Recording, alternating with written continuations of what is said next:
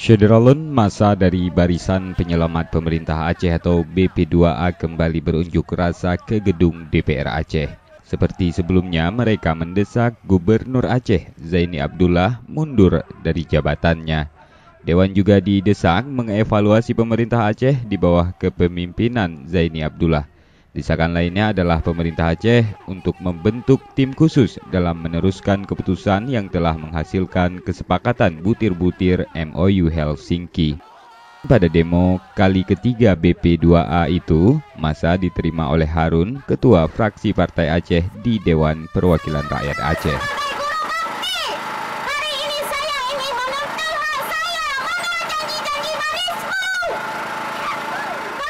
Dari Banda Aceh, Muhammad Ansar, Serambi On TV.